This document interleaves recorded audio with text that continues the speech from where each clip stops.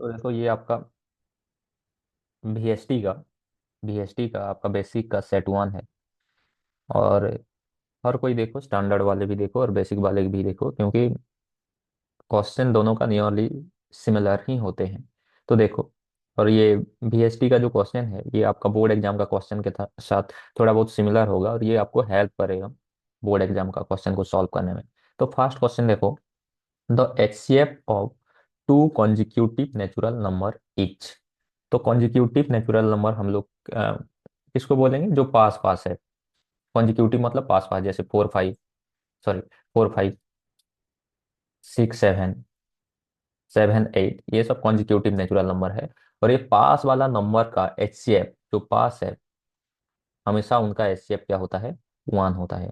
तो फर्स्ट वाला क्वेश्चन का आंसर ऑप्शन ए हो जाएगा। और ये कौन सा चैप्टर से है, रियल नंबर, रियल नंबर से है। सेकेंड वाला देखो, ये एक ग्राफ दिया है, ग्राफ दिया है, और ग्राफ में आपको पूछा है। तो बोला है, in the following diagram the system of linear equation represented by the line.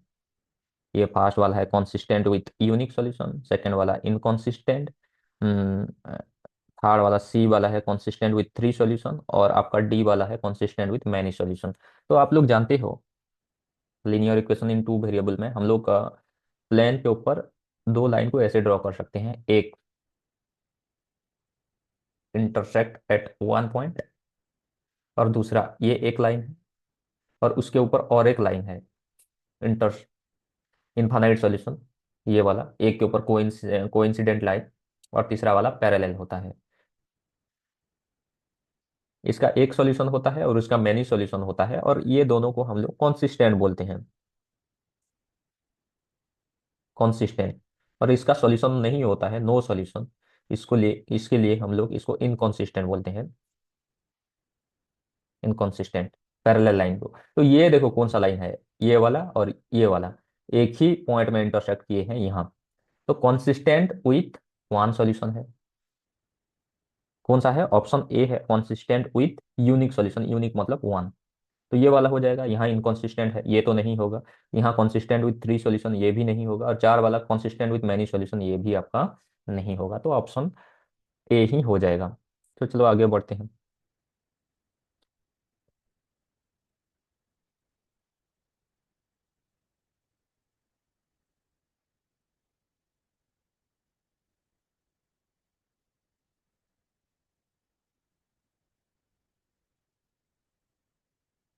Okay, अभी देखो नंबर 3 देखो।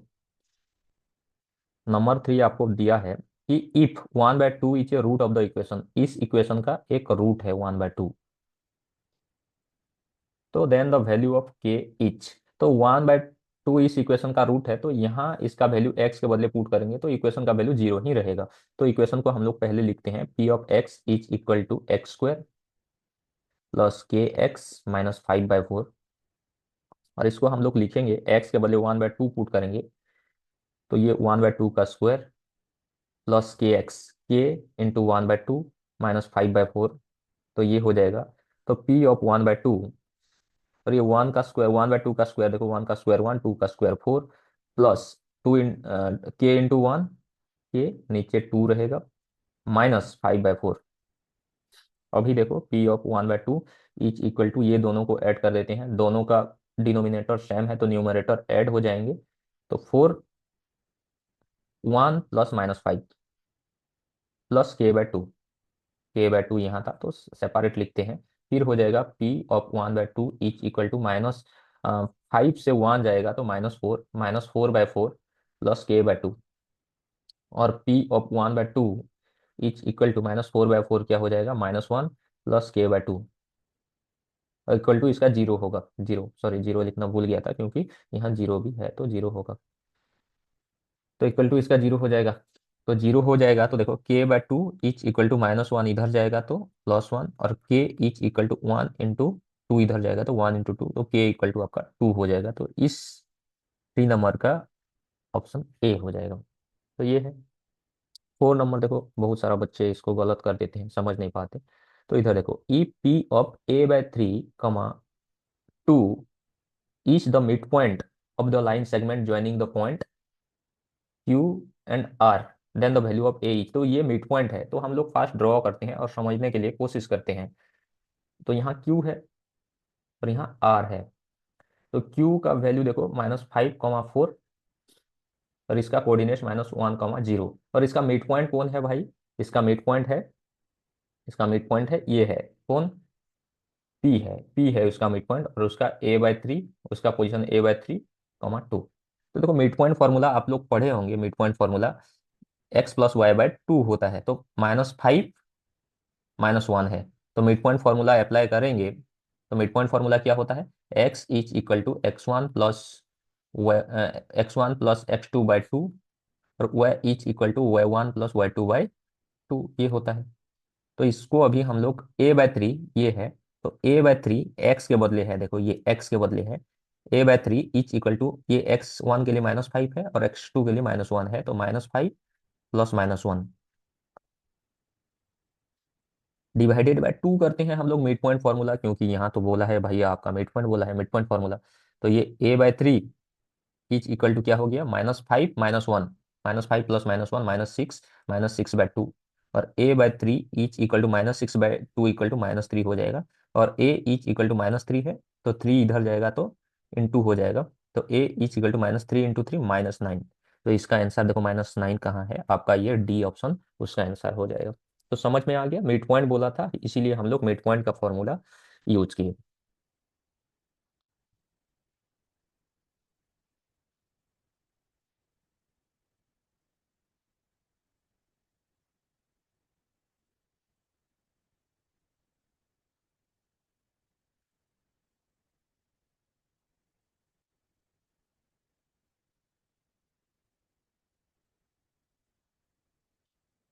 ओके, तो अभी देखो भाई,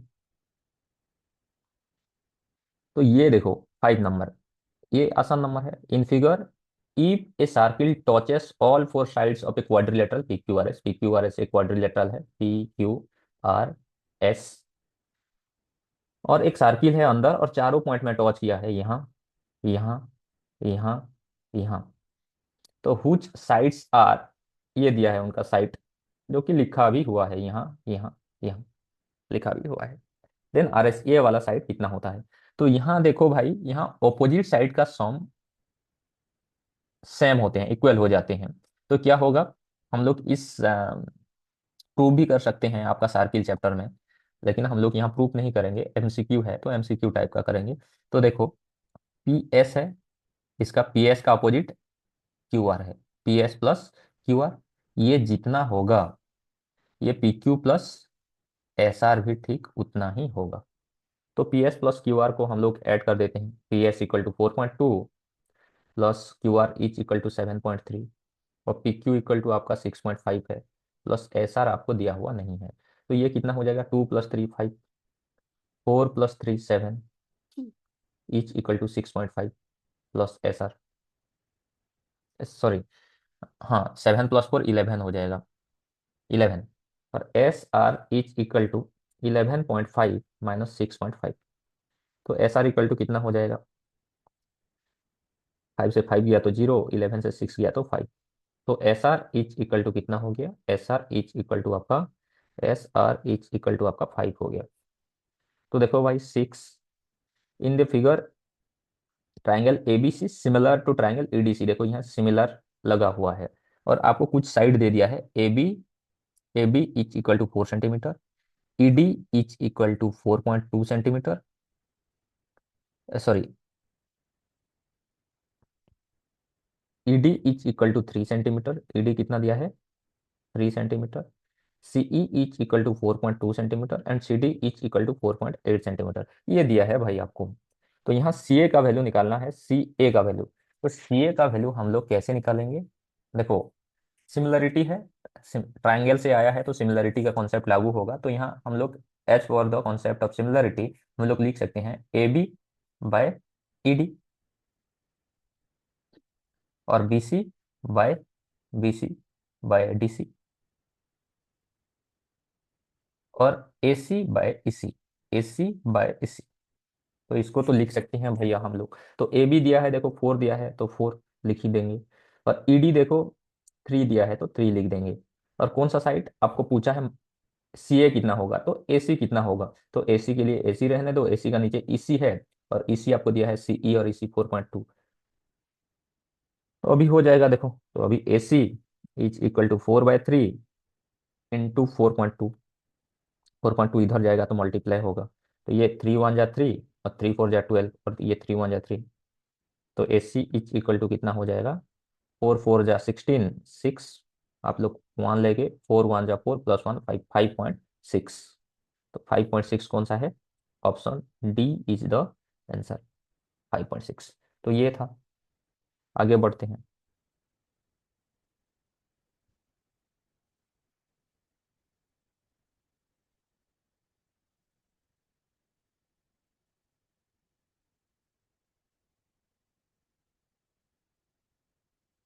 ओके, तो देखो अभी 3 क्वेश्चन है, काफी आसान है, फिर भी हम लोग का कभी कभी होता है ऐसे कि हम लोग कर नहीं पाते। ये ट्रिगोनोमेट्री से है। If two sine 2 theta is equal to √3 such that 0 degree greater than theta less than 90 degree. तो थीटा का वैल्यू क्या है, 0 और 90 के भीतर रहेगा, 0 से बड़ा होगा और 90 से छोटा। Then the value of theta is कितना होगा। तो हम लोग देखो जो दिया है वहां से फाइंड आउट करेंगे। 2 sin 2 theta is equal to √3 and sin 2 theta is equal to √3/2। तो देखो sin 2 थीटा इक्वल टू √3/2, तो हम लोग अभी उसको इक्वल प्रूव करेंगे। तो √3 इक्वल टू साइन कितना डिग्री, तो हम लोग जानते हैं साइन 60 डिग्री इक्वल टू √3। तो यहाँ भी साइन है, यहाँ भी साइन है, साइन को छोड़ देते हैं। यहाँ कितना है, 2 थीटा है, तो 2 थीटा, यहाँ कितना है 60 है, 2 थीटा इक्वल टू 60। तो थीटा इक्वल टू कितना हो जाएगा भाई, 60/2, ये हो जाएगा आपका 30 डिग्री। तो यहाँ ऑप्शन आपका सी आंसर हो जाएगा। तो ऑप्शन डी को देखते हैं भैया। तो देखो ये भी सिमिलरिटी ऑफ ट्राइंगल, सिमिलरिटी का सिग्नल है, तो आप लोग पता चल जाना चाहिए कि सिमिलरिटी ऑफ ट्राइंगल से है। तो दिया है such that A B is equal to 9.1, D E is equal to 6.5। If the perimeter of triangle D E F is 25, then the perimeter of triangle A B C is कितना। तो हम लोग hard draw कर देते हैं for better understanding. तो A B सी ये है, ए बी सी। और सेकेंड है देखो D E F, D E F, A B C और डी ई एफ, और ये दोनों सिमिलर ट्राइंगल है। और by the concept of similarity हम लोग ये लिख सकते हैं, A B by D E is equal to B C, second दोनों, इसका सेकेंड दोनों B C by E F is equal to इसका फर्स्ट और last A C, A C और इसका फर्स्ट लास्ट डी एफ। तो ये तीनों है। तो अब हमें क्या दिया है, 9.1 और 6.5, ए बी और डी ई दिया है, ये दोनों दिए हैं। तो इसका ये तो इक्वल होते हैं तीनों साइड का रेशियो, लेकिन इन तीनों साइड को हम लोग ऐड करेंगे तो उसका रेशियो भी सेम होगा, A B plus B C plus A C, या फिर C is equal to divided by D E plus E A plus D F. ये रेशियो भी उसका सेम होता है बेटा। तो ये जो दिया है आपका 9.1, तो हम लोग इसको 9.1 लिखते हैं ए बी, और डी ई कितना दिया है 6.5, और ये दोनों तो नहीं दिया है, तो इन लोगों के साथ हमारा काम भी नहीं है। और हम लोग का जिसके साथ काम होता है सिर्फ इसके साथ फ्रेंडशिप करते हैं। तो A B plus B C plus ये देखो perimeter of A B C है, तो इसको निकालना है, perimeter of A B C हमें नहीं दिया है, P of A B C लिख देता हूँ बाय, ये देखो D E plus E F plus D D F, D E plus E F plus D F, ये perimeter of D E F है, और perimeter perimeter of triangle D E F is equal to 25 दिया है। तो अभी हम लोग triangle perimeter of A B C हम लोग निकालेंगे, तो इसको इधर भेज देंगे। तो ये क्या हो जाएगा, 9.1 है और 6.5 है, तो डेसिमल के बाद एक एक डिजिट है, तो हम लोग दोनों का अम, साथ में उड़ा देते हैं और ये 25 हो जाएगा। 25 इधर से जाएगा तो इधर मल्टीप्लाई होगा, डिवाइड हुआ था, equal to perimeter of triangle ABC. तो ये देखो 13 7 जा 91, 13 5 जा, और ये 5 1 जा 5, 5 5 जा 25। तो ये 7 और 5 रहा, 7 5 जा 35। तो पेरीमीटर ऑफ ट्राइंगल एबीसी कितना हो गया, सी 35।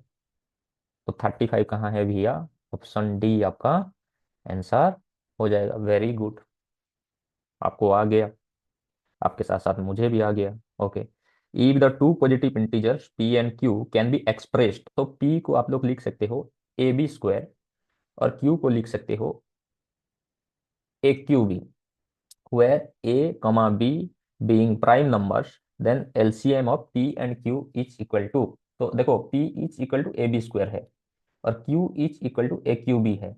तो एलसीएम में क्या लेते हैं भाई, एलसीएम में दोनों का बड़ा बड़ा लेते हैं, दोनों का बड़ा। तो a का बड़ा ए क्यूब है, b का बड़ा बी स्क्वायर है, ए क्यूब यहाँ से आएगा, बी स्क्वायर यहाँ से जाएगा, तो ए क्यूब बी स्क्वायर आपका आंसर हो जाएगा, एलसीएम बोला है तो।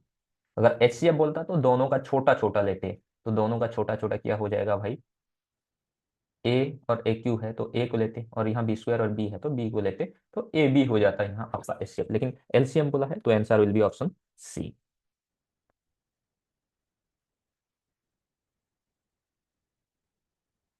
Okay, look at question number 10। Question number 10, the 21th term of the AP whose first term are -3 and 4 each। तो 21th टर्म क्या होगा भाई, तो हमें बेसिकली ये पूछा है T21। T21 इक्वल टू हम लोग क्या जानते हैं, टी एन का फॉर्मूला a+n-1 डी। तो T21, तो एन के बदले 21 पुट किए तो a प्लस यहाँ 21-1 × डी। तो T21 इक्वल टू कितना हो जाएगा, a+20 डी। तो यहाँ T21 फाइंड आउट करने के लिए हमें क्या चाहिए, ए चाहिए और 20, मतलब ए और डी चाहिए। तो यहाँ देखो फर्स्ट टू टर्म्स आर, तो फर्स्ट टर्म तो ये है, सेकंड टर्म ये है, तो ए हमें दिया हुआ है, ए इज इक्वल टू -3, लेकिन डी नहीं दिया है, लेकिन डी को हम लोग फाइंड आउट कर सकते हैं, second term minus first term. Second term 4 है, फर्स्ट टर्म देखो -3 है, तो माइनस ऑफ -3, तो डी इज इक्वल टू कितना हो जाएगा, 4 minus of minus, minus into minus plus, तो 3 हो जाएगा, तो 7 हो जाएगा। तो यहाँ T21 हम लोग फाइंड आउट कर देंगे, तो ये क्या हो जाएगा देखो, ए का वैल्यू आपका कितना है, -3 प्लस 20 × 7, तो ये हो जाएगा T21 इज इक्वल टू -3, 20 × 7 140 हो जाएगा, तो T21 इज इक्वल टू 137, तो आंसर विल बी 137। तो ये है भाई, अगर समझ में नहीं आएगा तो आप लोग क्या करना, एक कमेंट कर देना समझ में नहीं आया बोल के, और समझ में आ गया तो सब्सक्राइब कर देना भाई, ताकि हम लोग और वीडियो बनाएं। तो in the figure angle A C B is equal to angle C D A. तो ये जो फिगर दिया है भाई, A C B angle, A C B, तो किसके बारे में बोल रहा है, ये टोटल एंगल के बारे में बोल रहा है। ये टोटल एंगल किसके साथ इक्वल है, सी डी ए, सी डी ए इसके साथ इक्वल है, सी डी ए के साथ। और आपको क्या दिया है, ए सी का वैल्यू दे दिया है 8 सेंटीमीटर, और किसका वैल्यू, ए डी का दे दिया है 3 सेंटीमीटर, और आपको पूछा है भाई बी डी इक्वल टू कितना। तो फर्स्ट हमारा ड्यूटी क्या होगा, दोनों ट्राइंगल को हम लोग कॉन्ग्रुएंट प्रूव कर सकें। किसको किसको, ए सी बी को, triangle A C B similar similar prove कर सकें, and triangle A C D को, ए सी डी। तो देखो ए सी बी ट्राइंगल का C angle A C D triangle का डी एंगल के साथ सेम है, और ए एंगल दोनों में है, ए सी बी बड़ा वाला ट्राइंगल ए सी बी में भी है, और ए सी डी छोटा वाला ट्राइंगल में भी है ये एंगल। तो by A A similarity, angle angle दो एंगल सेम होते हैं तो भी सेम हो जाता है, दोनों ट्राइंगल क्या हो जाएंगे, सिमिलर हो जाएंगे, ये दोनों triangle by A A similarity कौन सिमिलर होगा, A B C triangle, A B C लेते हैं बड़ा वाला को, triangle A B C similar to triangle A B C का ए एंगल के साथ ए डी सी का कौन सा एंगल है भाई, ए एंगल ही है। और बी के लिए कौन सा एंगल है हम लोग को पता नहीं, एबीसी का बी के लिए एसीडी का कौन सा होगा पता नहीं, लेकिन ये पता है एबीसी का C angle is equal to ADC का डी एंगल, तो हम लोग डी को लास्ट में लिखेंगे, और एसीडी में क्या बच गया, सी बच गया, तो बी के लिए यहाँ सी होगा। समझ में आ रहा है, नहीं समझे तो कमेंट करना। तो a triangle ABC similar to triangle A C D, A संगे ए एंगल समान थिला वो, और डी सी संगे डी एंगल समान थिला, तो ऑटोमेटिक जानी देवा बी संगे सी समान है बोले। ओके, तो ये है, तो हम लोग का अभी फिर हम लोग कॉन्ग्रुएंट प्रूव कर दिए, तो हमें जो चाहिए हम लोग ले लेते हैं भैया। देखो by similarity we can write A B by A C, और B C by C D, और क्या लास्ट में A C by A D, A D A C by A D. तो हमें क्या चाहिए भैया, हमें क्या पूछा है,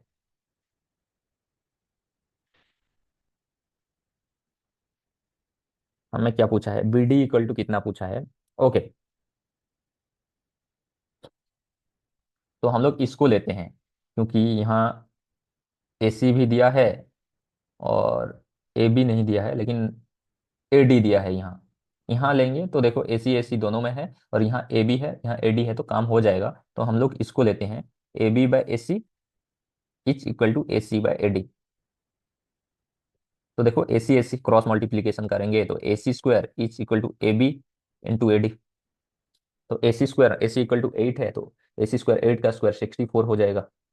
और ए बी आपको नहीं दिया है तो ए बी रहने दो भैया। Is equal to A D कितना दिया है, 3 दिया है, तो कितना हो जाएगा, A B is equal to 64 है, यहाँ 3 भेज देंगे तो 64/3 हो जाएगा, 64/3 हो जाएगा। A B equal to, total equal to, लेकिन आपको क्या पूछा है भैया, बी डी पूछा है। तो B D is equal to क्या हो जाएगा, A B minus A D. तो B D is equal to A B कितना है, 64/3 है, और ए डी कितना है, ए डी वैल्यू दिया है 3 दे रखा है। तो B D is equal to 64, 3 into -3 -9/3। तो 64 से -9 जाएगा तो 55/3 सेंटीमीटर। तो ऑप्शन सी हो जाएगा इसका आंसर। होप आप लोग समझ गए, नहीं समझ पाए तो कमेंट करना।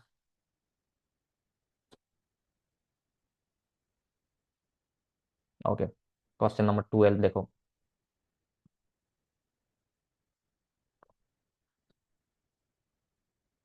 इन the adjoining figure TP and TQ are two tangent. ये आपका बुक का है, सर्किल चैप्टर का, डायरेक्ट आ गया है। टीपी एंड टीक्यू ये दोनों टेंजेंट है to a circle with center O. Center से गया है तो यहाँ 90 डिग्री होगा, आप लोग को सबको पता है। ये भी 90, ये भी 90। और पी ओ क्यू ये एंगल दे दिया है 120 डिग्री। तो P T Q equal to ये एंगल कितना होगा बोल रहा है। तो ये एक पी ओ क्यू टी एक क्वाड्रिलेटरल है, और क्वाड्रिलेटरल का चारों एंगल का सम 360 होता है। तो ये देखो 90 प्लस 90 180, 180 प्लस 120 कितना होता है, 300। तो ये कितना हो जाएगा, ये 60 डिग्री होगा, क्योंकि टोटल 360 डिग्री होता है, तीनों एंगल 300 हो गए, रहा कितना 60 डिग्री। तो ये 60 डिग्री हो जाएगा, आप लोग भी समझ रहे होंगे। और इसको देखो भाई, इसको कैसे करेंगे, tan square 45 minus cos square 30 is equal to x sin 45 into cos 45, और एक्स का वैल्यू कितना। तो टेन 45 डिग्री इक्वल टू आप लोग 1 होता है, आप लोग जानते हो। तो टेन स्क्वायर 45 तो 1 का स्क्वायर होगा, क्योंकि टेन 45 डिग्री इक्वल टू 1 होता है। तो टेन स्क्वायर 45 तो 1 का square, minus cos square 30 degree, cos 30 degree equal to कितना होता है, √3/2। आप लोग को टेबल थोड़ा याद करना पड़ेगा। तो उसका स्क्वायर इज इक्वल टू, यहाँ एक्स दिया है तो एक्स के लिए तो हम लोग एक्स देंगे, इनटू साइन 45 1/√2, कॉस 45 1/√2। तो ये हो जाएगा भाई 1 का स्क्वायर 1, और √3 का स्क्वायर आपका 3, और 2 का square 4 is equal to x, और 1 इंटू 1 1, और √2 इंटू √2 2। तो ये 4 1 जा 4, -3/4 is equal to x into 1/2। तो 4 से 3 गया तो 1/4, नीचे 4 है 1/4, और 1/2 इधर जाएगा तो 2/1 हो जाएगा, 2/1। तो देखो अभी कॉट करेंगे, 2 1 जा 2, 2 2 जा 4, तो रहा क्या इधर, 1 1 जा 1, और नीचे 2 1 जा 2। तो इसका आंसर क्या हो जाएगा आपका, ऑप्शन डी क्या हो जाएगा, 1/2 हो जाएगा। होप समझ में आ गया होगा, इजी था।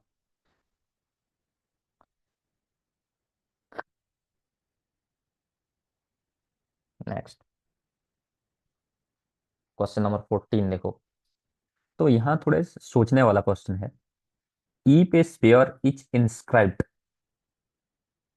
इन ए क्यूब। तो क्यूब के अंदर क्या है भाई, यहाँ एक क्यूब है, हम लोग क्यूब ड्रॉ करते हैं।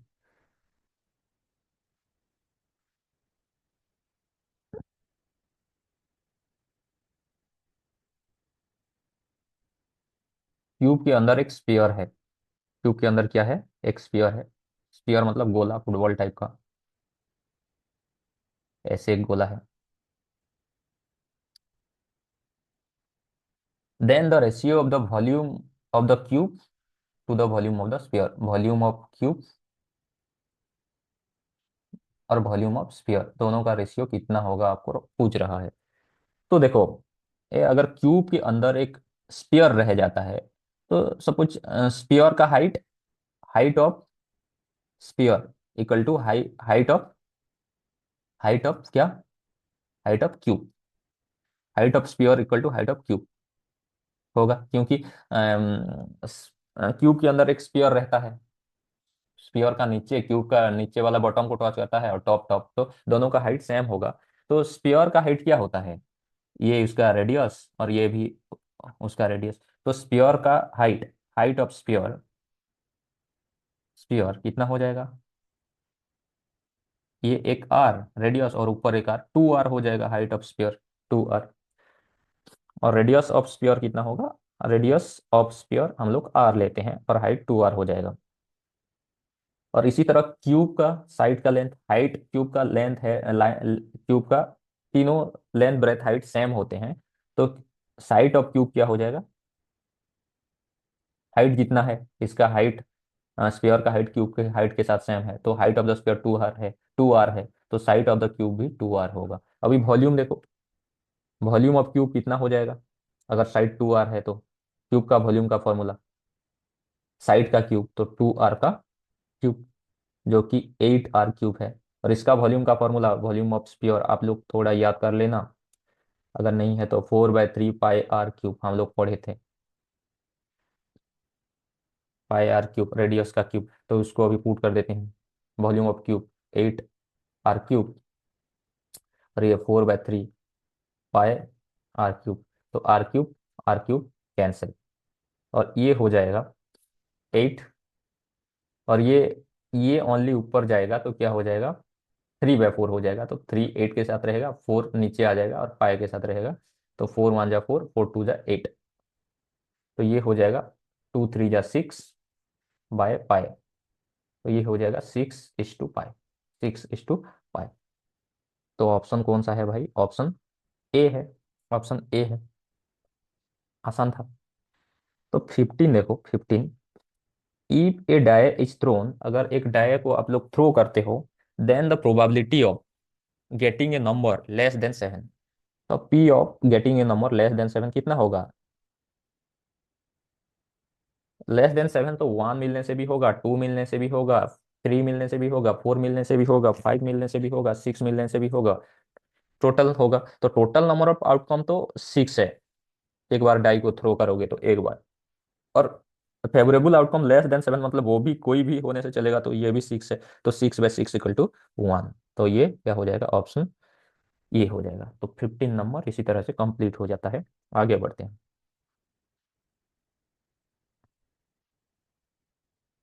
अभी 16 नंबर को देखेंगे भाई। Okay, let us focus here. तो if two is a root of the equation, अगर इस इक्वेशन का एक रूट है क्या, 2, तो 2 का वैल्यू पुट कर देते हैं भाई, और हम लोग ये b का वैल्यू फाइंड आउट कर लेंगे।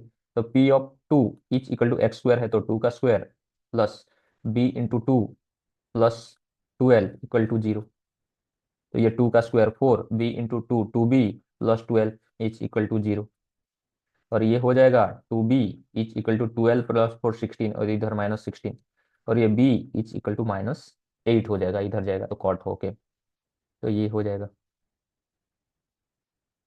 हाँ, 17 नंबर देखो, नहीं नहीं सॉरी, खत्म नहीं हुआ है। b का वैल्यू हमें -8 मिल गया, तो सेकेंड इक्वेशन दिया है, the equation x² + bx + q is equal to 0 has equal roots, then q equal to कितना, इस इक्वेशन का इक्वल रूट्स है, तो b हमें मिल गया है, तो b का वैल्यू पुट कर देते हैं वहाँ। तो x², b का वैल्यू -8 है, तो -8x + q is equal to 0 मिला है, और यहाँ इक्वल रूट है, इक्वल रूट, इक्वल रूट है, तो भाई ये हम लोग क्वाड्रेटिक इक्वेशन से हम लोग पता है, इक्वल रूट के लिए क्या होता है, b² - 4ac का वैल्यू कितना हो जाता है, 0 हो जाता है, तो हम लोग वही पुट कर देते हैं b², तो b कितना है -8, -8 का स्क्वायर -4ac, 4 × a कितना है, x² के यहाँ 1 है, c है कितना, c के बदले q है, इज इक्वल टू 0, तो -4 × 1 4 × q 4q, और ये -8 का स्क्वायर 64 प्लस का, और इधर जाएगा तो ये -64 हो जाएगा,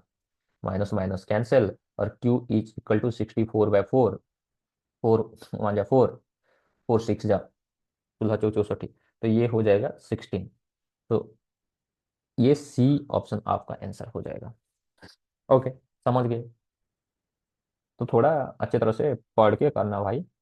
तो ये देखो 17, तो यहाँ दिया है if the mean and median of the datas are, ये मीन है और ये मीडियन है, 10 and 11 respectively, then mode of the data is. तो ये तो काफी सिंपल है भाई, एम्पेरिकल फॉर्मूला आपका एक है, मतलब आपका कहाँ स्टैटिस्टिक चैप्टर का समरी जो है, समरी में एक है। तो 3 मीडियन, 3 ठो मीडियन इच इक्वल टू 2 ठो मीन प्लस 1 ठो मोड।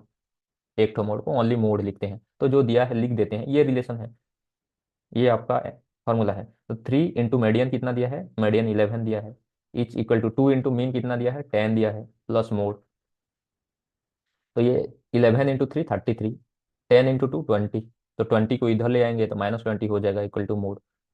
तो 33 से 20 जाएगा तो 13 इज इक्वल टू मोड। तो मोड इक्वल टू कितना हो गया भाई, मोड इक्वल टू आपका हो गया, मोड इक्वल टू कितना हो गया, 13 हो गया। ये आंसर है। तो बेसिक वालों का क्वेश्चन बुक से डायरेक्ट है, आप लोग बुक अच्छी तरह से पढ़ोगे तो हो जाएगा, लेकिन स्टैंडर्ड वालों का भी काम में आएगा ये, आप लोग भी मतलब डोंट अंडर एस्टिमेट।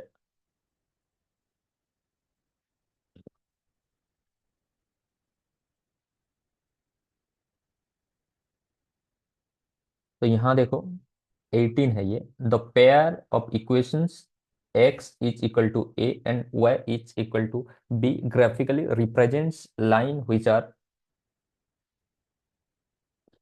तो देखो हम लोग बनाते हैं इसको, नहीं बनाएंगे तो पता नहीं चलेगा। तो ये x एक्सिस है, ये y एक्सिस है। तो x इक्वल टू a मतलब क्या, x इक्वल टू a, ये y का कोई भी वैल्यू लो, x का वैल्यू हमेशा क्या रहेगा, a रहेगा। तो x इक्वल टू a मतलब y एक्सिस के साथ पैरेलल होगा जो लाइन होगा, हो गया।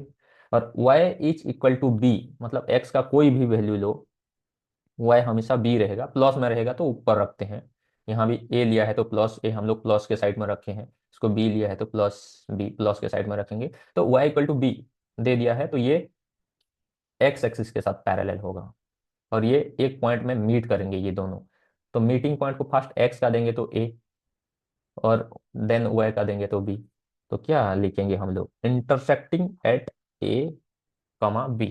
तो ये हो जाएगा ऑप्शन डी। समझ में आ गया होगा। और ये देखो एजर्सन रीजन है, फास्ट आप लोग जानते हो both assertion and reason are true and reason is the correct explanation of assertion. Second में both assertion and reason are true and reason is not the correct explanation of assertion. Third में assertion is true but reason is false. Four में देखो assertion is false but reason is true, ये देता है हम लोग को, हमें इससे रूबरू है, जानते हैं। तो बोल रहा है भाई एजर्सन में the nth term of the sequence -8 -4 0 और कॉमा 4 इच, ये बोल रहा है। तो हम लोग फाइंड आउट करते हैं और देखते हैं है कि नहीं nth टर्म ये वाला। तो देखो फर्स्ट टर्म आपका a -8 है, और d is equal to second term minus first term, तो सेकंड टर्म -4 है, और फर्स्ट टर्म -8 है, तो -4 -8, तो ये हो जाएगा -4 माइनस इंटू माइनस प्लस 8, तो ये 4 हो जाएगा। तो हम लोग का nth टर्म निकालते हैं, nth टर्म tn को। तो tn is equal to a plus n-1d। तो tn nth term is equal to a आपका -8 है प्लस n-1 इंटू डी कितना है, 4 है। तो इसको हम लोग और थोड़ा जाएंगे आगे, तो -8 plus 4 into N, 4n, 4 into -1 -4। तो tn is equal to 4n और -8 और -4 -12। तो भैया तो ये तो है 4n-12, तो एजर्सन इज ट्रू। और हमें ये कैसे पता चला, रीजन देखो क्या दिया है, the n term of an AP is determined by A N is equal to a plus n-1d। इस फॉर्मूला से हम लोग फाइंड आउट किए थे, ये वाला फॉर्मूला से। तो एजर्सन भी ट्रू है एंड रीजन भी ट्रू है, और करेक्ट एक्सप्लेनेशन है। रीजन में दिया है कैसे निकालते हैं इसको दिया है, तो आपका कौन सा हो जाएगा, assertion and reason both are true and reason is the correct explanation of assertion. तो ये 19 में आपका ऑप्शन ए हो जाएगा। समझ गए? समझ गए? समझ गए तो एक सब्सक्राइब कर देना।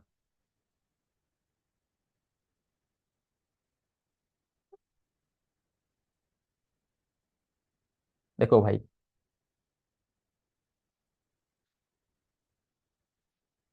तो देखो यहाँ दिया है assertion A, if product of two number is 5780 and their HCF is 17।